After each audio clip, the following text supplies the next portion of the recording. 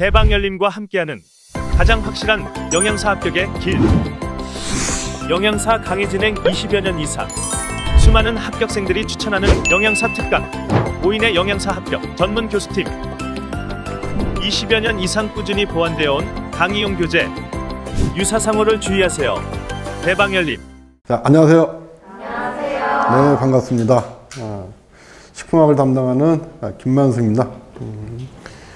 식품학을 포함해서 아마 여러분들도 뭐 다 경험해 보셨지만 화학 다들 이렇게 어렵다고 생각을 하시잖아요. 그래서 제가 도대체 화학 이렇게 이해도가 떨어지는 이유가 뭘까라고 이제 생각을 해봤는데, 보면 저희 교재에 나와 있는 그 용어들에 대해서 이해도가 조금 이제 잘 이해가 안 돼서, 왜냐면 뭐든지 이해가 돼야지 이제 진도가 나가는데 그러지를 않기 때문에 그렇다 이렇게 생각이 들고요. 그래서 저희는 이제 8주 동안 수업하는 동안에 그 이해도를 높이는 쪽으로 이제 공부를 진행을 할 거예요. 그래서 그 이해도를 높이기 위해서는 결국에는 참 왕도가 없어요, 그죠? 왕도가 없기 때문에 반복적인 수업을 통해서 할 수밖에 없다는 말씀을 드리고요. 아마 좀 어려운 것보다는 좀 쉽게, 그리고 꼭 우리가 해야 되는 것들, 그런 위주로 해서 여러분들의 그 이해도를 좀 높일 수 있도록 이렇게 제가 최선을 다해서 수업을 진행을 하겠습니다. 여러분들 중도에 참 어렵다 이렇게 해서 이제 포기하지 마시고 8주 동안 끝까지 이렇게 저희가 수업을 하시다 보면은, 글쎄 제 바람이지만은 나도 모르게 알게 되는, 이해가 되는 그런 시점이 아마 반드시 올 거라고 생각이 들어요.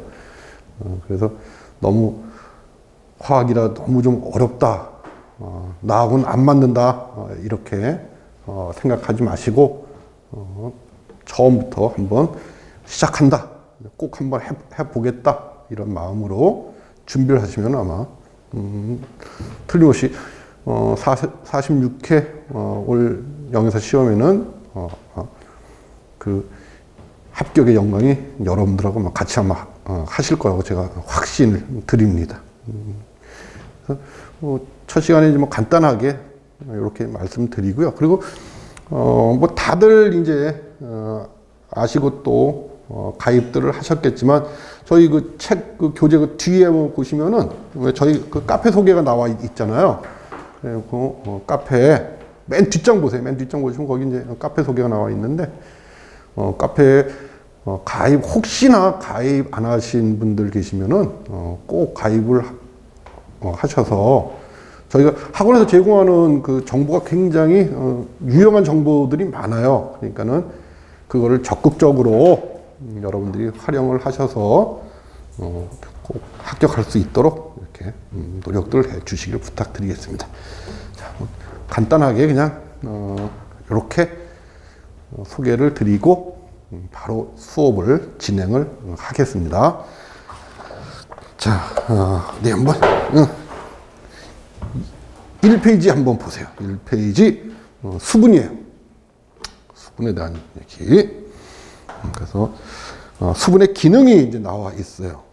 거기 5가지 수분의 기능이 나와 있는데, 자, 한번 볼까요? 1번, 식품 중 화학적 변화에 따른 고기 줄중치세 용매로서의 기능을 갖고 있어요. 용매.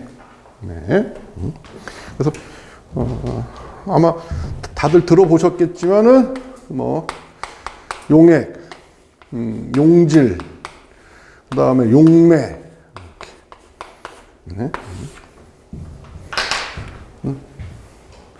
용매라고 하는 것은 그냥 화학적인 정의로 용질을 녹일 수 있는 물질을 우리가 용매라고 그래요. 그러니까 여기 중간에 있는 요 용질 있죠? 용질을 녹일 수 있는 물질을 용매, 이렇게 화학적으로 정의를 하고요. 그러면 이제 그 두 번째 있는 용질은 용매에 녹는 물질을 용질이라고 우리가 정의를 해요. 용매에 녹는 물질. 그러면 이제 용액은 뭐라고 하면 되겠어요? 용액. 응? 용매에 용질이 녹아있는 상태를 용액 이렇게 얘기를 해요. 네. 그래서 수분은 용매로서의 기능을 어떤 용질을 녹일 수 있는 그런 기능을 갖고 있고, 그 다음에 두 번째로 뭐 영양물질, 산소, 노폐물 등의 이제 운반체로서의 기능도 가지고 있고, 그다음에 세 번째 체온을 조절하는 기능, 체액의 삼투압이나 pH를 조절하는 기능, 그 다음에 열을 전달해 줄 수 있는 그런 전달 수단으로서의 기능, 이런 것들 갖고 있고, 그 다음에 거기 4번, 5번 좀 표시해 놓으세요. 이게 이제 식품에서 수분의 기능으로 아주 중요한 기능이에요. 4번 보면은 고분자 화합물이라고 그랬어요. 고분자 화합물. 일단 정의부터 한번. 고분자. 그러면 아마 여러분들도 고분자라는 얘기는 많이 들어보셨을 거예요. 그죠? 우리 일상생활에서 뭐 고분자 물질 뭐 이런 많이 쓰잖아요. 그죠? 그런데 정의는 도대체 어떤 걸 고분자라고 하느냐 하면은 이런 거를 이렇게 정의를 해요.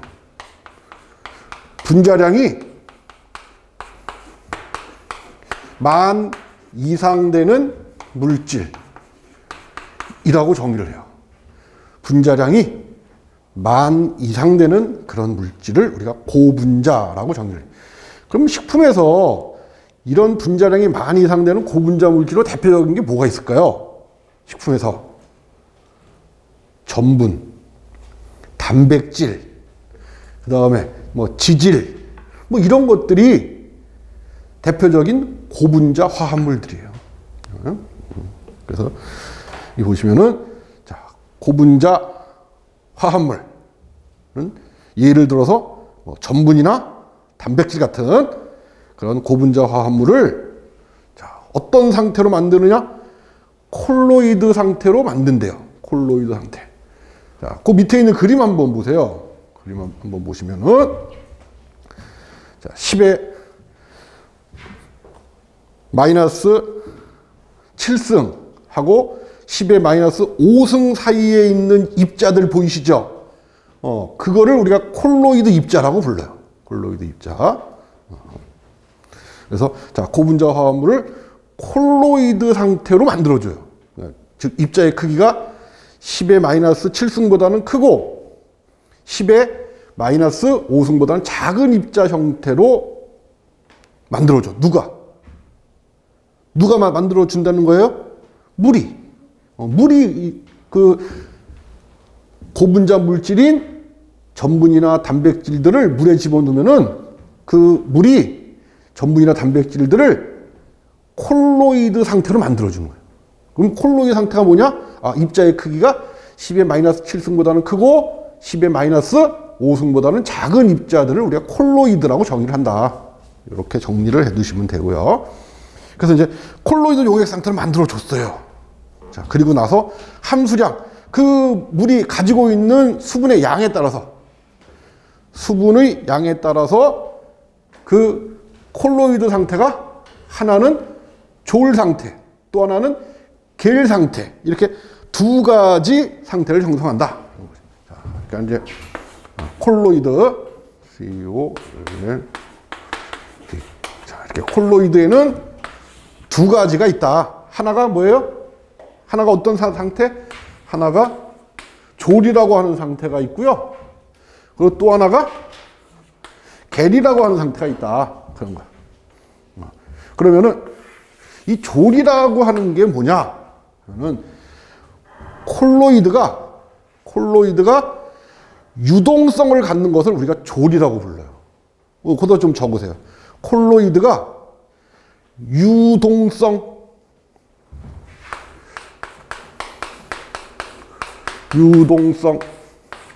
콜로이드가 유동성을 갖는 거예요. 그러니까 유동성이 무슨 뜻이죠? 물이 많아서 이렇게 흐를 수 있는 게 유동성이에요. 물이 많아서 흘러서. 그런 상태를 졸이라고 그래요. 졸. 그리고 또 하나는 함수량에 따라서 수분이 적을 때는 겔을 형성을 해요. 겔. 그럼 겔이라고 하는 것은 뭐야? 수분의 양이 적어서 콜로이드가 1 일정한 형태를 갖는 것을 계리라고 그래요. 수분의 양이 적어서 콜로이드가 일정한 형태를 갖는 거. 그러면 대표적인 조래 예로 뭐가 있을까요? 조래 예가 뭐가 있냐? 우유가 있어. 대표적인 식품에서 대표적인 예가 우유야. 우유. 자, 이 우유 속에 단백질이나 뭐 대표적인 단백질이 뭐죠? 우유 속에 있는 대표적인 단백질? 카세인.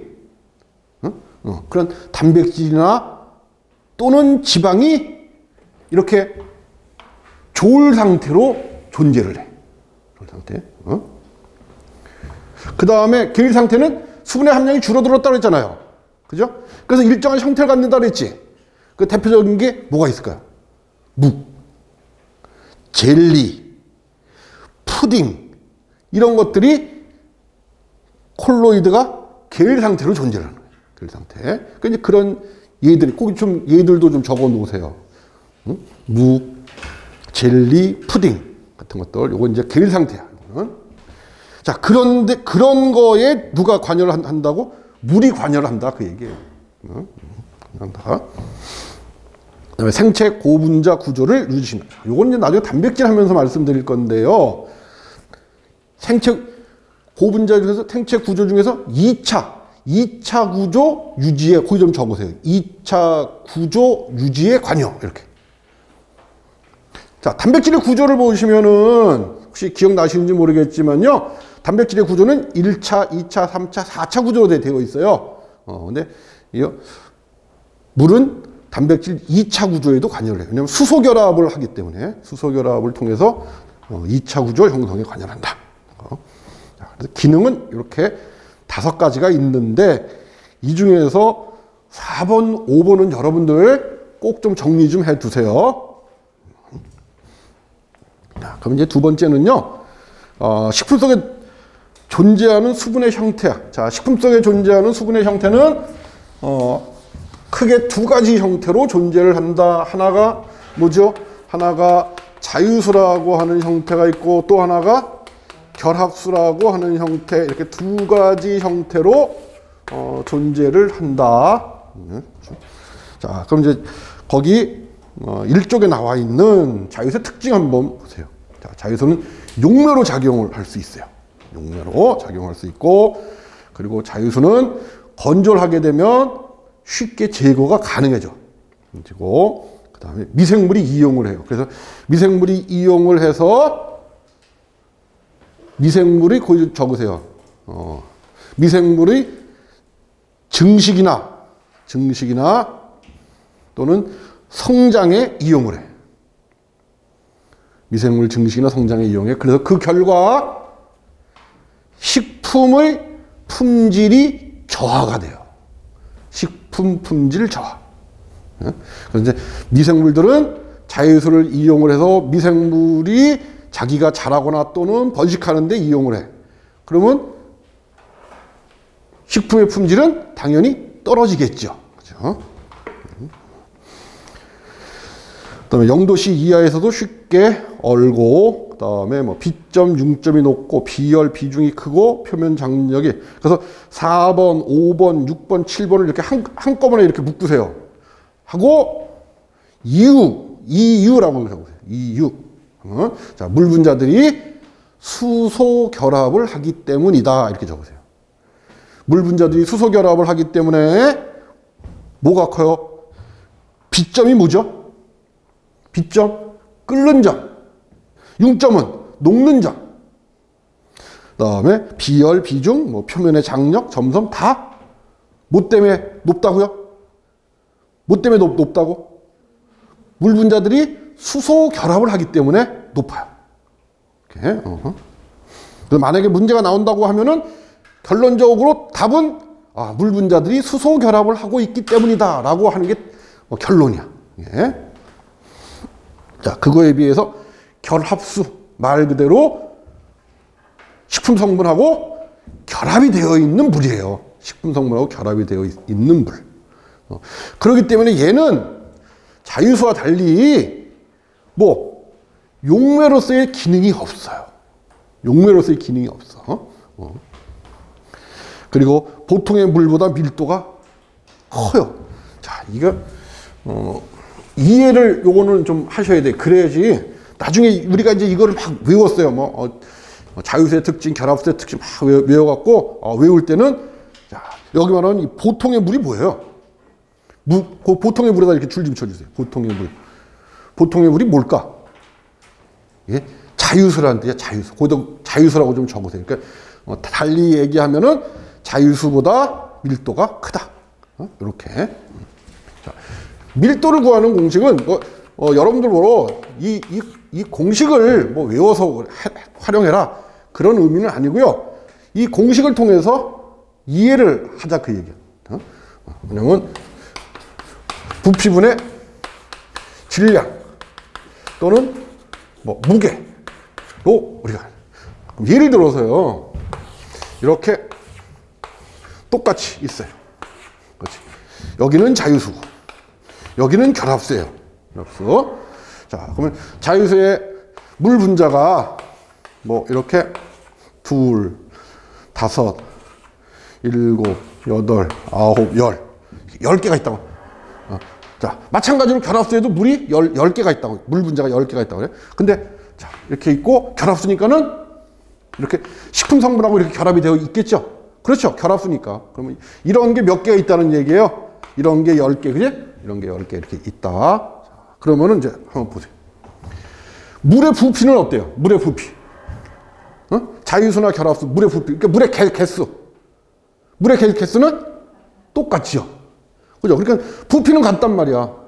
근데 자유수에 비해서 결합수는 식품 성분하고 결합이 되어 있는 상태잖아요. 그럼 무게가 어떻게 되겠어? 결합수가 더 크겠죠? 그러니까는 부피는 같지만 무게가 더 무거우니까 밀도가 어떻게 돼? 결합수가. 자, 보세요. 물의 부피는 똑같잖아. 물의 부피는 똑같은데 무게가 결합수가 더 많이 나가잖아요. 그러니까는 당연히 분모는 똑같은데 분자가 크니까 당연히 결합수의 밀도가 더 크겠죠. 그죠? 그렇게 이해를 하시면 돼요. 그러니까 이걸 외워서 하시려고 그러지 말고, 이래서 자유수보다 결합수가 밀도가 더 높구나 하는 걸 알 수 있다.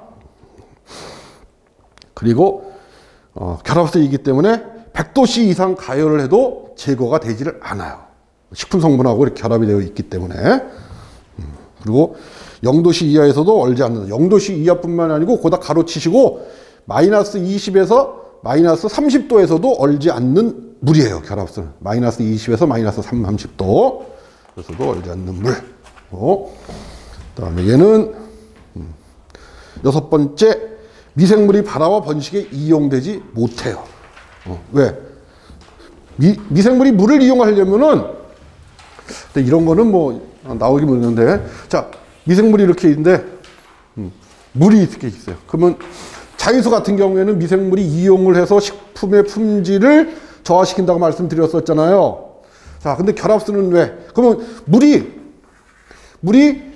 이 미생물의 어디를 통해서 통과를 할까요? 어디를 통과를 할까요? 미생물의 세포막을 통과를 해야 돼.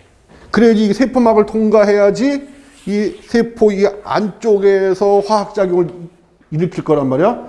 근데 결합수 같은 경우에는 이렇게 결합이 되어 있는 거잖아요. 그러니까는 크기가 크니까, 즉 분자량이 크니까 세포막을 뭐해? 통과할 것 같아? 못할 것 같아요? 통과 못해. 그래서 이용을 못하는 거예요. 그래서 결합수를 이용을 못해요.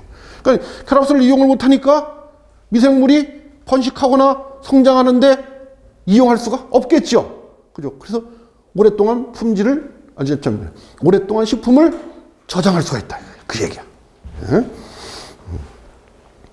식품을 압착해도 제거되지 않는 물을 한다. 자, 그래서 식품 속에 들어있는 수분의 형태는 크게 두 가지, 자유수와 결합수 형태로 존재하고 그들의 특징은 요렇다 하는 거 좀 살펴봤어요. 그다음에 이제 세 번째는 뭐냐면요, 이거예요. 식품 속에 들어있는 수분의 양을 측정하려고 그래. 식품 속에 들어있는 수분의 양이 도대체 얼마만큼 되느냐 하는 양을 측정하는 방법인데 두 가지 방법이 있다 이거. 수분의 양을 측정하는 방법. 수분의 양을 측정하는 방법에는 두 가지가 있다. 하나가 뭐를 통해서 수분 활성도라고 하는 것을 통해서 식품 속에 들어있는 수분의 양을 측정하는 경우가 있고요. 그리고 또 하나가 뭐를 통해서 하냐면 평형 수분 함량이라고 하는 것을 측정해서 우리가 거기 보시면은 2페이지에 보시면은 수분 활성도가 있고 그 다음에 3페이지에 보시면 평형 수분 함량이라고 하는 게 있죠. 줄 좀 쳐주세요. 그러니까 이 두 가지 방법을 통해서 뭐를 한다? 식품 속에 들어있는 수분의 양을 측정을 한다. 자, 그러면 첫 번째 이 수분 활성도를 통해서 측정하는 방법부터 한번 살펴보죠. 자, 이게 이제 언제 나왔냐면 43회. 왜 여러분들도 다 아시다시피 43회부터 기출 문제를 제공을 했잖아요. 그죠? 43회부터. 그래서 수분 활성도에 대한 정의 문제가 나온 게 43회에서 출제가 됐었어요. 이게. 네. 자, 일단 정의부터 보죠. 어떤 임의 온도에 있어서 한 식품이 나타내는 수증기 압. 거기 그 수증기 압에다가 줄 좀 쳐주세요. 수증기 압. 도대체 수증기 압 압력이라고 하는 게 도대체 뭐를 의미하는 거예요? 수증기 압? 물이 기화하려는 압력. 물이 기화하려는 압력을 수증기 압이라고 그래요. 그러면 자, 여러분 한번 생각을 해보세요. 자, 이렇게 자유수가 이렇게 있고 이렇게 결합수가 이렇게 있다고 그래요. 그러면 자유수하고 결합수 중에서 누가 더 기화가 잘 될까요? 그렇지. 자유수가 더 잘 되겠지. 왜냐하면 얘는 이게 끊어져야지 얘가 기화되는 거잖아. 이게, 그죠? 이게. 근데 얘는 뭐 끊지 않고 그냥 바로 이렇게 그냥 기화돼 버리면 되잖아. 그거를 일단 여러분 머릿속에 좀 생각을 하고 계세요. 자, 어떤 임의의 온도에서 한 식품이 나타내는 수증기 압에 대한 그 온도에 있어서 순수한 물의 포화 수증기 압의 비를 우리가 수분 활성도라고 그래. 그래서 수분 활성도를 나타내는 공식. 자, AW는 P0분의 PS다. 이 공식을 이용을 해서 우리가 그 식품의 수분 활성도를 측정을 해요. 그러면 요 PS가 뭐예요? PS가 식품의 수증기압. 이거는 뭐예요? 이거는 순수한 물의 수증기압. 자, 그러면 금방 여러분들이 자유수가 결합수보다 수증기가 더 잘 될 것이다 라고 말씀해 주셨죠?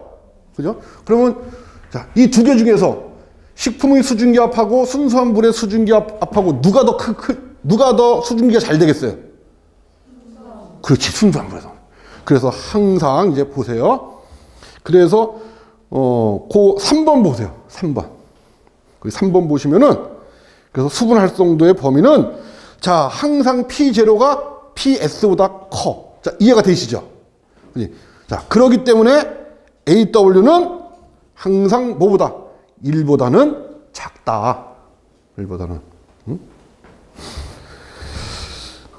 그다음에 뭐 평균상대에서 그냥 넘어가셔도 되고요. 그 다음에 그 4번 있죠. 4번은 좀 표시 좀 해주세요, 여러분들. 수분 활성도하고 중요한 관계. 자, 첫 번째, 미생물의 성장과 수분 활성도의 관계. 그래서 미생물, 대표적인 미생물, 세균, 효모, 곰팡이들이 성장할 수 있는 최저 생육, 거기 수분 활성도, 거기 줄이면 최저 생육 수분 활성도. 미생물들이 생육할 수 있는 최저 수분 활성도는, 최저 생육 수분 활성도는, 자, 세균인 경우에는 0.91이래요. 0.91. 그리고 효모는 0.88. 그리고 곰팡이는 0.91. 이게 그냥 일반 미생물 중에서 그냥 세균, 효모, 곰팡이가 생육할 수 있는 최저의 생육 AW. 근데 그 예외로 뭐 내 건성 곰팡이 같은 경우에는 AW가 0.65가 최저 생육 AW고, 그리고 내 삼투압성 효모 같은 경우는 최저 생육 AW가 0.6이에요. 자, 그런데 그냥 일반적으로 우리가 이 미생물에 의한 식품 품질의 저하를 막기 위해서 AW를 그러면 얼마 정도로, 한 0.7 정도로 낮춰주면 미생물들이, 그냥 일반적인 미생물들이 거기서 생육이 가능할 것 같아요? 가능하지 않을 것 같아요? 불가능하죠. 그죠? 왜냐하면 자, 세균인 경우에는 최저 생육 AW가 0.91고, 그리고 효모는 0.88. 그리고 곰팡이 같은 경우에는 0.89. 이런 말. 그러니까 식품을 건조시키거나 또는 탈수시키거나 해갖고 식품의 수분 활성도를 0.70 이하로 낮춰줘요. 그러면은 그냥 오랫동안 저장을 해도 이런 미생물에 의한 식품 품질 변화는 억제할 수 있겠죠. 그죠? 그래서 우리가 건조나 또는 탈수를 해갖고 저장을 하는 거야. 그래서. 근데 이제 예외로 이렇게 내건성 곰팡이나 뭐 내삼투압성 효모 같은 것들도 있긴 하지만, 그래서 그냥 일반적인 얘기는 그렇다 하는 거고. 그 다음에 효소작용하고 수분 활성도의 관계예요. 자, 이게 수분 활성도하고 효소 작용하고 관계. 그 대표적인 그런 효소들이 거기 나와 있는 아밀라제나 폴리페놀 옥시다제예요. 자, 아밀라제는 뭐 하는 효소죠? 여러분들이 많이 들어봤죠? 아밀라제. 그러면 전분을, 자, 거기도 줄 좀 적으세요. 전분을 가수분해하는 효소야. 그러니까 가수야, 가수. 무슨 뜻이에요? 가수. 가수, 한자로 쓰면은 물을 첨가해서 분해하는 반응. 이 가수분해 반응이에요. 그러니까 당연히 이 효소는, 아밀라제라고 하는 효소는 물이 없으면 효소 작용을 못 하겠죠. 그죠? 폴리페놀 옥시다제. 또 마찬가지예요. 이거는 효소적 갈변에 관여하는 효소예요. 거기다가 그 PPO에다가는 효소적 갈변에 관여하는 효소. 자, 얘도 산화효소인데, 얘는 산화효소예요. 산화효소인데, 얘도 수분의 양이 있어야지만 효소 작용을 해. 그래서 일반적으로 이와 같은 아밀라제라든지 PPO 같은 경우, 폴리페놀 옥시다제 같은 경우에는 AW가 0.85, 거기 줄 좀 치세요. AW가 0.85 이하에서는요, 효소의 작용을 정지를 해. 효소 작용을 정지한다.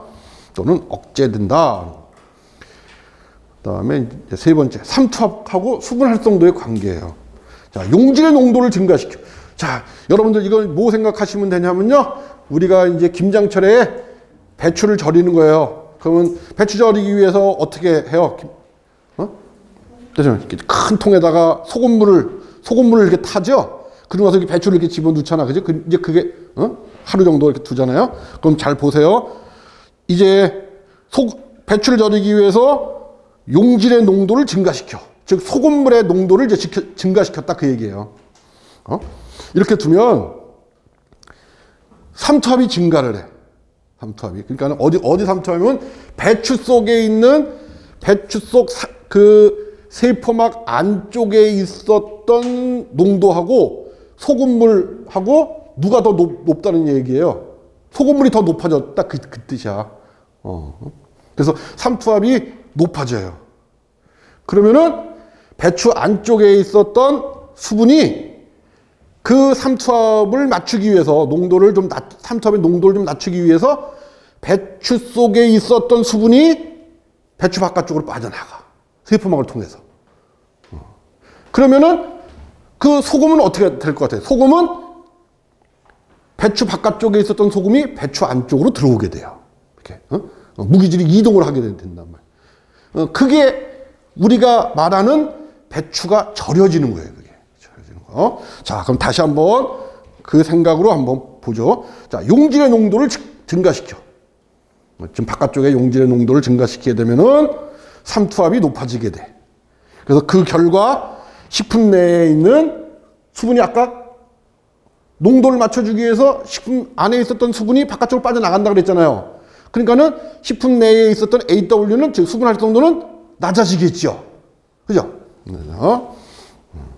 그래서 감소해서 세포가 탈수 현상을 일으키게 된다. 그래서 이것을 이용한 대표적인 저장 방법이 바로 염장이라고 하는 방법과 당장이라고 하는 방법이다. 그래서 뭐 소금 절임 같은 경우 그냥 건소금을 생선 같은 데도 건소금을 이렇게 뿌려준 건염법이라고 해서 이렇게 뿌려줘서 수분을 빼내서 이제 건조하는 방법도 있다 하는 거 좀 알아두세요. 그 다음에 화학 반응과 수분 활성도 관계. 자, 거기 비효소적 갈변 반응, 거기다 줄 좀 쳐주세요. 비효소적 갈변 반응. 자, 비효소적인 갈변 반응에는요, 크게 몇 가지가 있느냐 하면은 크게 우리가 세 가지가 있어요. 하나, 둘, 셋. 그래서 하나가 아마 다 들어보셨을 거예요. 마이야르 반응이라고 하는 게 있고, 또 하나가 캐러멜화 반응이라고 하는 게 있고, 그리고 끝으로 비타민 C의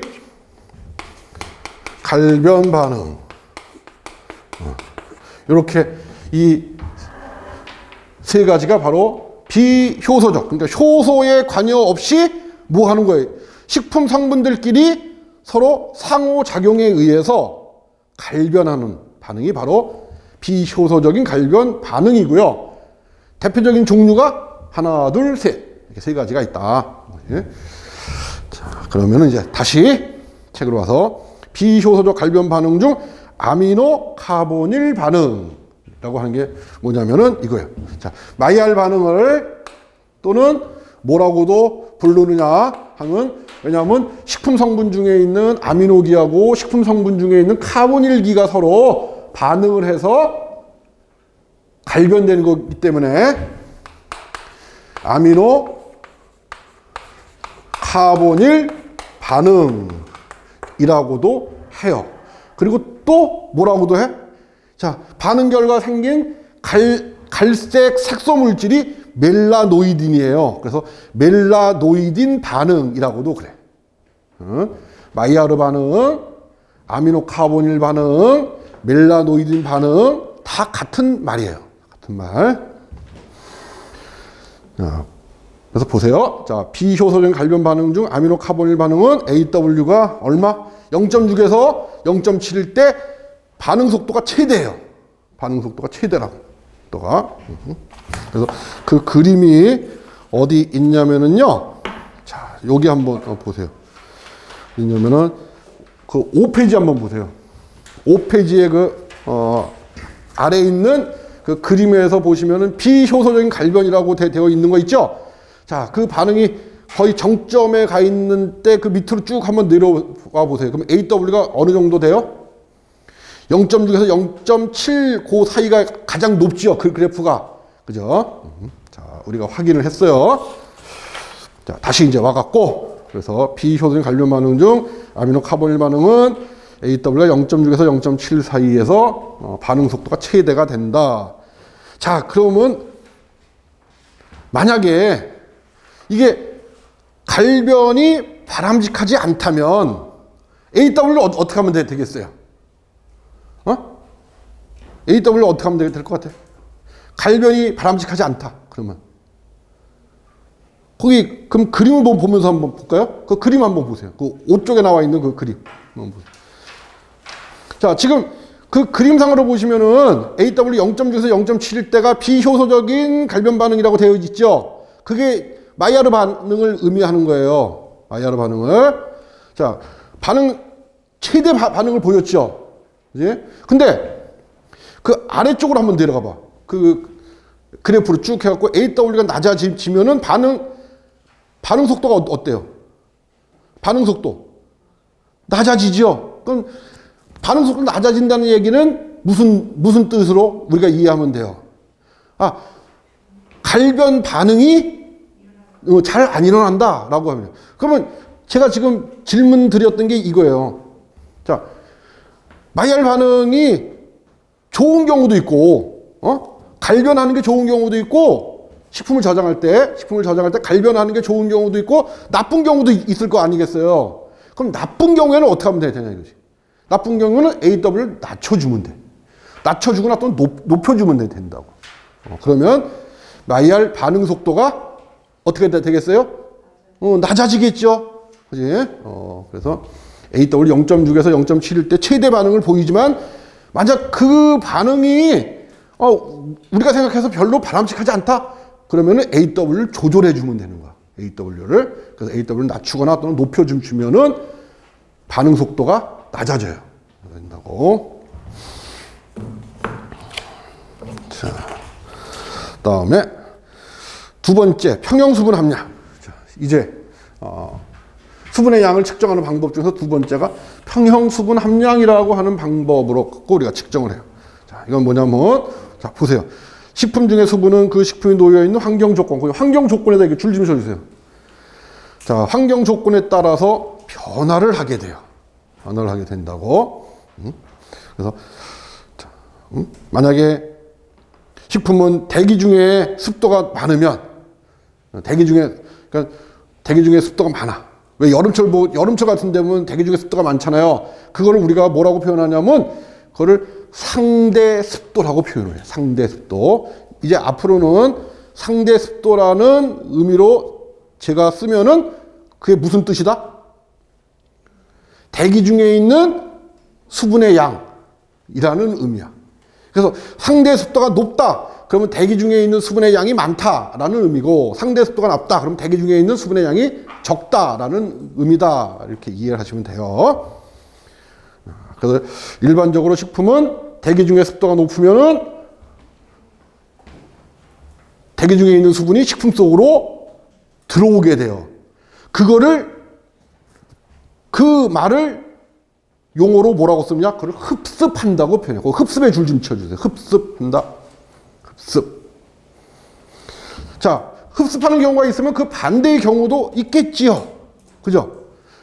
이번에는 대기 중에 있는 수분의 양이 굉장히 적어요. 그러면 식품 속에 있었던 수분이 대기 중으로 이렇게 빠져나가. 이거를 뭐라고 하냐면 이거를 탈습이라고 해요. 탈습. 그래서 저희 눈에는 보이지 않지만요, 식품을 그냥 이렇게 여기다 방치를 했어요. 여기다. 이 탁자에다 이렇게 딱 방치를 해두면은 저희 눈에는 보이지 않지만은 흡습과 탈습을 계속 반복을 해요. 자, 그렇게 계속 반복을 하다가 이제 어느 순간 이런 경우도 있어요. 어떤 경우가 있냐면, 이 대기 중에 있는 수분의 양하고 이 식품 속에 들어있는 수분의 양이 같아질 경우도, 그죠? 계속 흡습과 탈습을 계속 반복하다 보면은 대기 중에 있는 수분의 양하고 식품 속에 들어있는 수분의 양이 같아질 때도 있다고. 자, 그럴 때는 어떻게 할 것 같아요? 그럴 때는 더 이상 흡습과 탈습을 하지 않겠죠. 그렇죠. 똑같으니까 수분의 양이. 자, 그랬을 때 대기 중에 있는 수분의 양하고 식품 속에 들어있는 수분의 양이 똑같을 때, 그때 우리가 그 식품 속에 들어있는 수분의 양을 뭐라고 정의하느냐? 그거를 평형 수분 함량이라고 정의를 한다. 그런 거예요. 자, 그런데 이 문제는 뭐냐면은요, 이 평형 수분 함량은 문제가 있어. 자, 오늘 우리가 이 강의실에서 평형 수분 함량을 측정해 봤더니 75%가 나왔어요. 75%. 그러면 이 식품의 수분의 함량은, 평형 수분 함량은 75%다. 이렇게. 그런데 문제는 내일도 75%가 될까요? 이유가 뭐죠? 이유가? 내일은 75%가 안 되거나 더 되는 이유. 그 이유가 이 대기의 수분의 함량은 뭐예요? 온도나 습도의 영향을 받잖아. 그러니까는 계속 변화를 한다고요. 그러니까 오늘 이 시간에 측정했던 그 값이 내일 이 시간에도 동일하다는 보장이 없겠죠.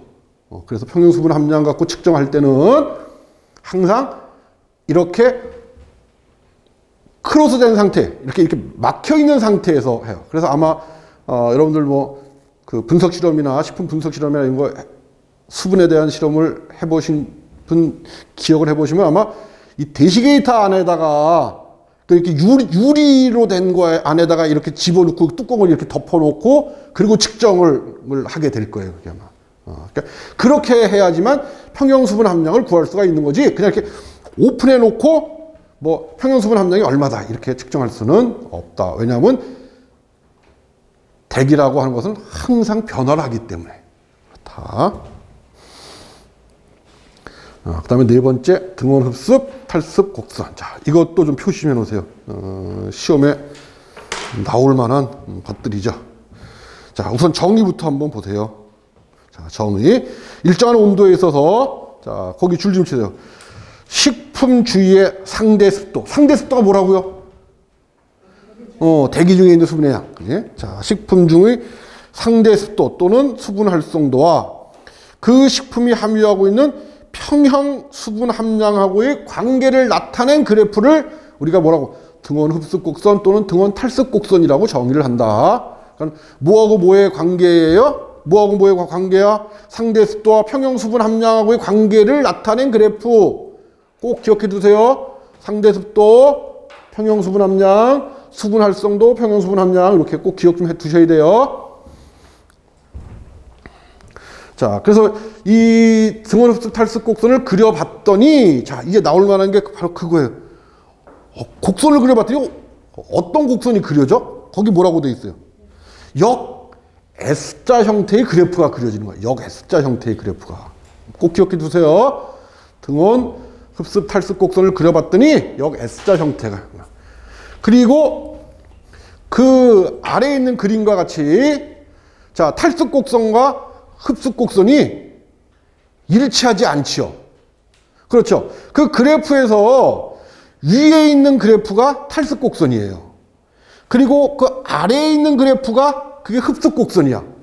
그러면은 탈습 때 나갔던 수분이 흡습 때 전량 다 안 들어오니까 저렇게 차이가 생기죠. 그래서 이런 차이를 뭐라고 한다? 이거를 우리말로 이력 현상. 자, 그것도 줄 좀 쳐주세요. 응? 이것도 나올 만한 거야. 이력 현상. 즉 뭐야? 흡습 곡선과 탈습 곡선이 일치하지 않는 것을 우리가 이력 현상이라고 한다. 이렇게 두시면 되고요. 그 다음에 이제 4번 4페이지에 보시면, 자, 등원 흡습 곡선의 각 영역에서의 성질. 그러니까 등원 흡습 탈습 곡선을 그려보면은 그 그림에서 보셨다시피 이런 형태의 그래프가 그려지죠. 이런 형태의 그래프가. 그죠? 그래서 아이고, 이 위에 있는 게 이게 탈습 곡선이고요. 그죠? 그리고 이 아래에 있는 게 흡습 곡선이 되겠죠. 그래서 자, 탈습 시 나갔던 수분이 흡습 시 전량 다 안 들어오는 건 이런 거를 우리가 이력 현상이라고 한다. 이렇게 정리했었어요. 자, 그래서 이 탈습 곡선과 이 흡습 곡선을 상대 습도, 거기 줄 좀 쳐주세요. 거기. 자, 뭐야? 상대 습도의 정도에 따라서 이 등원 흡습 탈습 곡선을 이렇게 3등분 할 수 있다. 그 기준이 상대 습도예요. 상대 습도에 따라서 이 등원 흡습 탈습 곡선을 이렇게 3등분 할 수 있다. 그래서 이거를 A 영역, B 영역, C 영역 이렇게 우리가 표시를 한다.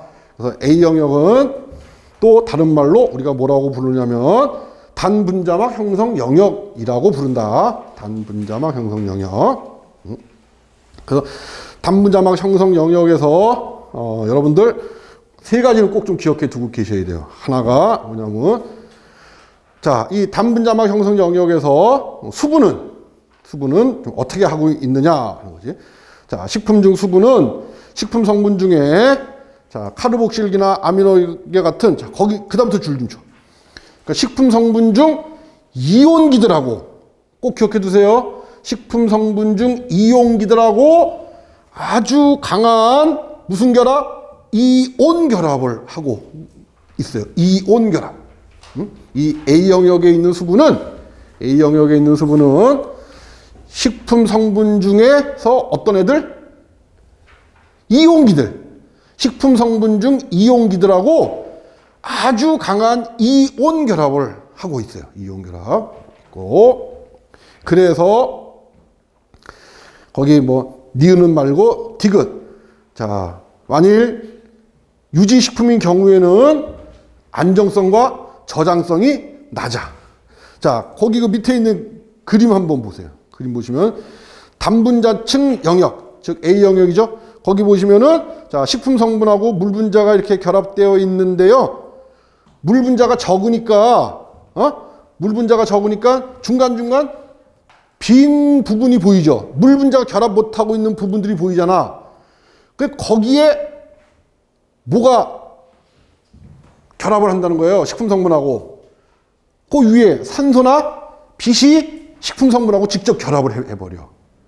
근데 그게 만일 그 식품 성분이 유지인 경우, 식품 성분이 유지인 경우에는 어떻다고? 안정성이나 저장성이 아주 낮은 영역이에요.